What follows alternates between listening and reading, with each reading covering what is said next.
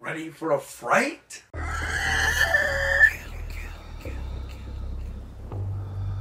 guess you can consider it poetry. It started out with these words. They started looking like puzzles. On YouTube! Each other. Till they started to resemble. What's going on, guys? It's Nightmare, and today I'm bringing you a video of me just reading a story I've wrote. It's called Woods of Torture. I actually wrote it a while ago, approximately like 6 months ago. I just wanted to show you guys, maybe give you a little bit of a fright, and yeah, we'll basically just tell me what you think. Also, well, before I show you it, if you want to follow along, there's going to be a link down in the description to it. It's on wattpad. It's going to bring you to, if you don't care about this, you can just skip ahead and go right to the story, but you can skip ahead. Lose myself here. It's going to bring you to a book, and if you want to click, you are going to click on the Woods of Torture chapter, and that'll bring you to the short story. Anyways, guys, I'm Nightmare, and enjoy your story. Out in the freezing cold, I hear screams escaping from the woods over my snowmobile engine. Without thinking, I squeeze the throttle and direct my dual front skis to the woods. My left hand pulls on the brakes right in front of the woods, and I push the kill switch, turning the engine off. My right leg flips over the snowmobile seat, meeting up with my left. I rush to the back of my snowmobile and unlock a small compartment, pulling out a pistol, leaving my second one behind. I grab a bit of extra ammunition as well. The screams continue to grow louder, feeling like I'm running out of time. My eyelids widen in fear, but I knew I had to stay strong and save whoever was screaming in distress and pain. I load up the gun, cock it, and run into the woods, forgetting to close and lock the compartment. The woods were covered in blood, dead bodies, and rotting gallows. I breathe in and out heavily, calming myself down, trying not to pass out from the horrid stench and gore. The screams arrive again, louder than ever before. Quickly, I run in the direction of the screams, jumping over a dead body and avoiding gallows. Help me. I hear a whisper from the right. I look down and become horrified. A naked man completely covered in blood and all limbs amputated looks up at me in hope.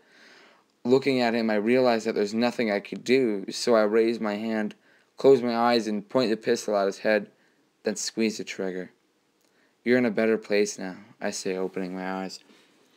The screams start to grow louder and louder.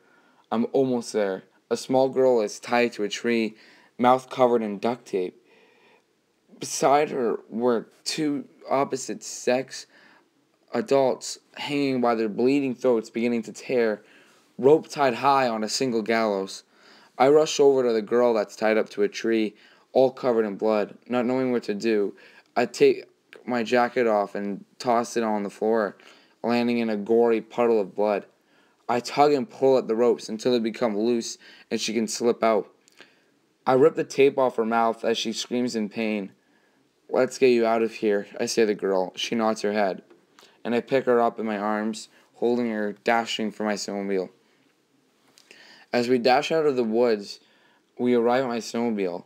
I sit down on the seat, noticing that the compartment was left open. The girl has tears running down her eyes, not even daring to make a sound as I go over to close the compartment. As soon as I notice my second pistol was missing, I look up back at the woods. Missing something? A man comes out from the woods, holding my second pistol loosely by his fingers.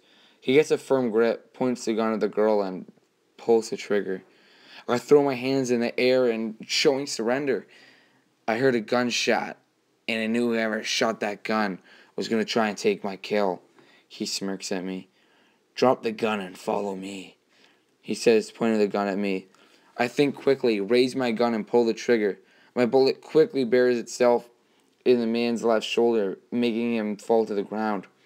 I push the girl off my snowmobile, get on, pull up the kill switch, and hold start, getting the engine running. Not that fast. The man stands back up and shoots me in the back, making me scream in pain, but I still squeeze the throttle to speed away from the man. I watch behind me as I make my escape, looking at the man and not even paying attention to where I'm going. Quickly, I looked back at the trail and crashed directly into a thick tree, sending me flying over my handlebars, my skull smashing open on the trunk. My spirit arose from my body, now looking down at what had just happened. To my left, a small girl afloat looks down at what had happened to me as well. I thought, at least you were going to get away from this horrid place, she says, wiping tears away. I hear the screams again, the same ones. Those screams weren't from you, were they? I said to the girl. My mouth had 5 layers of duct tape on. She looks up at me. We float over to the forest where the screams were coming from and entered, the screams growing louder. Large amounts of wailing spirits float over their body, cursed with everything they experienced in those woods, making them seem destined never to feel happiness again. We have nothing to do but watch them scream in mental pain. This is awful, I say. The girl looks over to me and nods her head. We're one of them now, she says, taking my hand as we float to join the tortured souls.